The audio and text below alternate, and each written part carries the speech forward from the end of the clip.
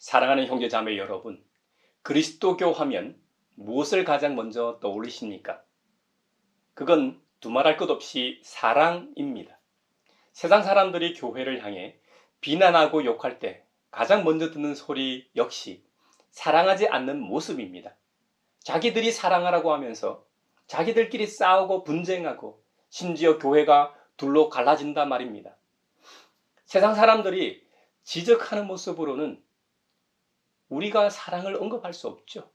세상을 향해 서로 사랑하라고 선포할 수도 없을 겁니다. 서로 사랑하라고 하신 말씀을 받은 우리 자신이 먼저 사랑하고 사랑을 실천해야 서로 사랑하라고 말하기 좋을 겁니다. 혹 우리 모습이 사랑하지 못한다고 해도 그럼에도 불구하고 우리는 사랑을 말해야 하고 서로 사랑하라고 하신 말씀을 세상에 선포해야 합니다. 이 어두운 세상에 희망의 불씨가 사랑이기 때문입니다. 사랑만이 이 세상을 살만한 세상으로 만들 수 있기 때문이죠. 그래서 2000년 전 사도 바울도 성령의 감동으로 사랑이 율법의 완성이라고 말했습니다. 율법의 완성이 사랑이라고 말입니다. 바울은 2000년 전 로마의 사람들을 비롯하여 모든 사람들에게 빚이라는 개념을 통해 사랑을 강조합니다. 오늘날에도 빚이라는 것은, 채무라는 것은 그리 기분 좋은 것은 아닙니다. 빚이라는 채무는 없는 것이 좋죠. 사업하는 사람들이 빚을 지고 사업을 합니다만 사업이 잘 되고 자금이 원활하게 돌아가면 문제가 없지만 혈액순환이 잘 되다가도 혈관이 막혀 뇌경색이나 신장 질환이 생기는 것처럼 그 빚이라는 리스크 때문에 부도가 나고 아까운 생명을 잃기도 하기 때문입니다. 우리가 인생을 살아가면서 빚이 있으면 삶의 무게가 무겁고 힘들게 마련입니다. 사도 바울은 우리에게 말합니다. 서로 사랑하는 것 외에는 아무에게도 빚을 지지 말라고 말입니다. 이 메시지는 우리 사회를 포함하여 전 세계가 그동안 무시해온 경고입니다. 사랑한다면 타인의 고귀한 생명을 해하는 살인은 일어나지 않겠죠. 사랑한다면 남의 물건을 훔치는 도둑질은 일어나지 않겠죠. 사랑한다면 남이 좋은 차를 타고 다닌다고 끌겠습니까? 기뻐할 겁니다. 사랑한다면 어떤 여자가 그토록 아름다운 옷을 입고 다니는 것을 기뻐할 겁니다. 타인에 대한 사랑, 남을 사랑한다면 그들의 소유를 탐내는 일이 벌어질 리가 없습니다. 또 이웃을 사랑한다면 간음, 간통, 성폭력과 같은 일들이 일어날 수 있겠습니까? 지금도 사람들은 사랑이라는 단어를 들으면 곤란해합니다. 사랑은 너무나 좋은 단어입니다만 거기에는 여러 의미로 쓰이고 있는 것도 사실입니다. 이웃을 위해 자신의 욕망을 부인하는 것도 사랑입니다. 우리 예수님과 사도 바울이 말하는 이타적이고 자신을 내어주는 사랑까진 아니더라도 적어도 자신의 욕망을 위한 정욕은 거부할 수 있어야 합니다. 하지만 우리 주위에는 타인의 몸에 대한 욕망을 철저하게 이기적으로 추구하는 사랑도 분명히 있습니다. 성경을 믿는 성도인 우리 입장에서는 이런 사랑을 정욕이라고 부릅니다. 하지만 드라마 주인공처럼 남의 배우자와 사랑에 빠진 사람은 아무도 그것을 정욕이라고 부르고 싶어 하지 않을 겁니다. 그 사람들은 자신들의 사랑이야말로 결혼 관계를 뛰어넘을 만큼 멋지고 흥분되는 진정한 사랑이라고 부를 겁니다. 그런데 우리가 꼭 기억해야 하는 것은 성경이 말하는 사랑의 핵심은 자신을 내어주시는 예수님의 사랑을 닮았다는 것입니다. 적어도 예수님의 사랑을 모방하는 것을 사랑이라고 말합니다. 가정을 가진 사람들이 다른 가정의 남편과 아내를 사랑하여 일탈한다면 그 당사자들은 사랑함으로 뭔가 플라토닉 같은 마음과 육체, 정신적으로 좋을지 모르지만 그 당사자들의 배우자들은 결혼이라는 신뢰가 깨지고 가정이 파괴되어 나락으로 떨어지고 맙니다. 르네상스 시대의 이탈리아 학자들은 플라톤이 운영했던 아카데미를 본따 플라톤의 아카데미라는 학교를 만들었습니다. 그곳에서 유래된 플라토닉 러브에 대한 재밌는 이야기가 하나 있습니다. 신은 원래 남자, 여자, 그리고 남녀가 한 몸으로 된 사람, 이렇게 세 종류의 인간을 만들었다고 합니다. 남녀가 한 몸으로 된 사람들이 가장 힘이 세고 능력이 뛰어났습니다. 그러다 보니 남자나 여자로 태어난 사람들이 신에게 불평했습니다. 그래서 신이 남녀 한 몸으로 태어난 사람들을 둘로 나누어 반족이 되게 했습니다. 결국 인간은 남자, 여자 두 종류로만 존재하게 됐습니다. 그래서 사람들은 원래 완전한 상태로 돌아가고 싶어서 자신의 잃어버린 반쪽을 그리워했다는 것이지요. 이것이 진정한 사랑이라는 것이죠. 결국 남자는 여자를, 여자는 남자를 찾게 돼 있다는 겁니다. 가정을 가진 사람들이 배우자와의 신의를 저버리고 외도를 하는 이유로 이와 같은 플라토닉 사랑을 들어 항변하기도 합니다. 육체적인 사랑만을 추구하는 에로스 사랑보다는 좀 더 나을지 몰라도 결국 플라토닉 러브도 배우자에게 의심을 주고 부부 상호 간의 신의를 깨뜨린다는 측면에서는 사랑이라고 할 수 없습니다. 반면 성경에서는 아가페라고 부르는 사랑을 언급합니다. 성경에서 말하는 아가페를 영어로 love라고 번역하였습니다. 영어 표현 love나 우리말 사랑이란 말도 성경에서 의미하는 사랑, 즉 아가페를 다 설명하지 못합니다. 앞서 설명했지만 우리 사회에서 말하는 사랑이라는 것은 자신을 내어주는 엄청난 사랑에서부터 에로스 사랑에 이르기까지 정말 다양하게 사용되고 있기 때문입니다. 다시 말씀드리지만 성경에서 말하는 사랑은 아가페 사랑입니다. 아가페 사랑의 핵심은 자신을 내어주는 사랑입니다. 자신을 내어주는 사랑은 예수님이 우리에게 실제로 보여주신 사랑입니다. 우리가 자신을 내어주기까지 타인을 사랑할 수 있다면 우리 그리스도교와 교회는 지금과는 전혀 다른 모습으로 세상에 비춰질 겁니다. 세상이 전혀 다른 모습의 이미지로 기억한단 말입니다. 오늘 우리는 로마서 13장 본문에 나오는 사랑의 한 사례로 좀 더 좁혀서 생각해 보고자 합니다. 로마서 13장 9절 10절입니다. 간음하지 말아라, 살인하지 말아라, 도둑질하지 말아라, 탐내지 말아라 하는 계명과 그 밖에 또 다른 계명이 있을지라도 모든 계명은 내 이웃을 내 몸과 같이 사랑하여라 하는 말씀에 요약되어 있습니다. 사랑은 이웃에게 해를 입히지 않습니다. 그러므로 사랑은 율법의 완성입니다. 아멘. 사도 바울은 십계명의 일부를 언급하고 있습니다. 십계명 중 그 중에서도 인간과 인간 사이에서 지켜야 할 계명 중에서도 부모를 공경하라는 계명을 제외하고 나머지를 언급하고 있습니다. 더 정확하게는 제9계명 이웃에게 불리한 거짓 증언을 하지 말라는 계명도 빠져 있습니다만 사실 거짓 증언도 귀찮고 이해관계에 얽혀 있거나 뭔가 바라거나 탐할 때 거짓 증언을 하게 되어 있습니다. 그런 의미에서는 로마서에서 언급하고 있는 범주에 포함되고 있다는 점에서 내 부모를 공경하라는 계명 외에 다 언급하고 있다고 말한 것입니다. 인간과 인간 사이에서 지켜야 할 십계명을 로마서 13장 9절에서는 내 이웃을 내 몸과 같이 사랑하라고 하신 예수님의 말씀으로 요약했습니다. 그런데 여기서 다른 말씀 하나를 덧붙이고 있습니다. 사랑은 이웃에게 해를 입히지 않습니다. 사랑은 이웃에게 해를 입히는 말과 행동을 하지 않는다는 것이죠. 그래야 사랑은 율법의 완성이 된다는 것입니다. 우리는 이 사회에서 남에게 해를 입히는 모습을 너무도 많이 봅니다. 우리 대한민국은 모두가 자유롭고 평등하게 살아가는 민주주의를 채택하고 있습니다. 또한 권력이 한쪽으로 치우치지 않게 삼권 분립이 되어 있는 나라입니다. 그런데 시스템이 좋다고 해도 결국 사람들에 의해서 돌아가기 때문에 그 사람들이 바르지 않기 때문에 그 좋은 시스템이 제대로 작동하고 있지 않죠. 우리는 억울한 일이 있으면 소송을 합니다. 법정에서는 증인을 세우고 신문할 수 있죠. 증인은 법정에서 증인 선서를 합니다.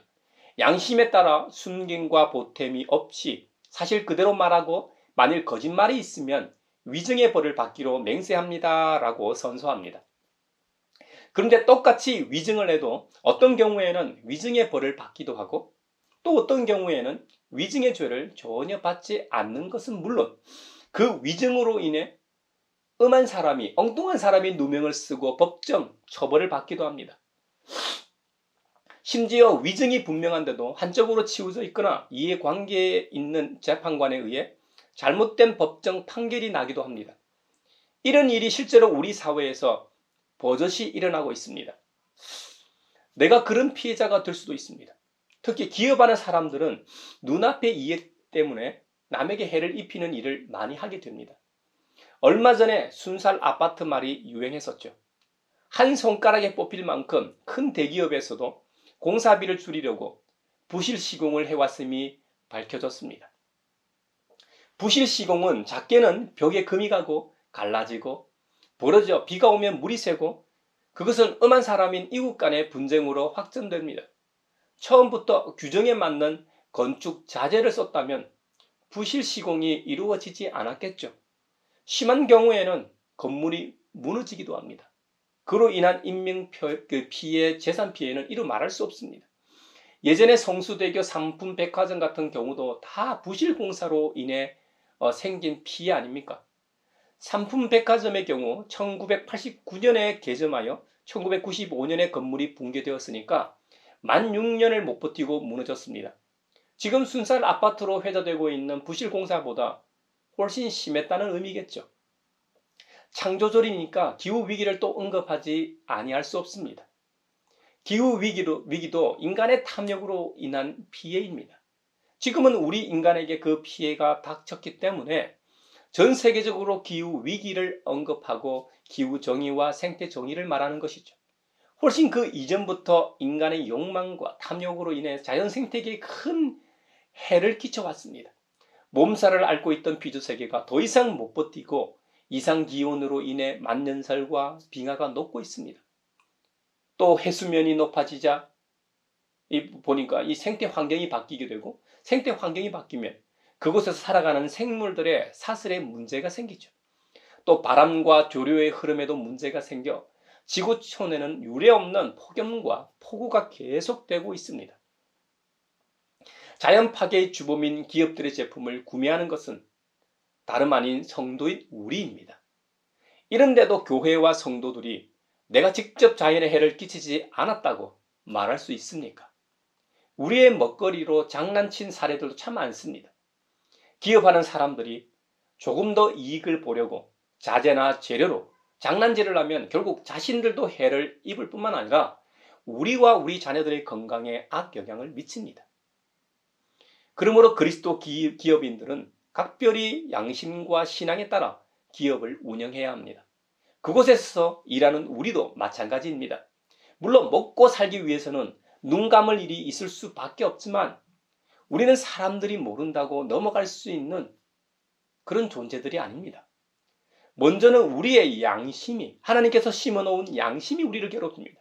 무엇보다 우리의 영원한 재판장 되시는 주님 앞에 섰을 때 부끄럽지 않으려면 남에게 해를 끼치는 일을 해서는 안 됩니다.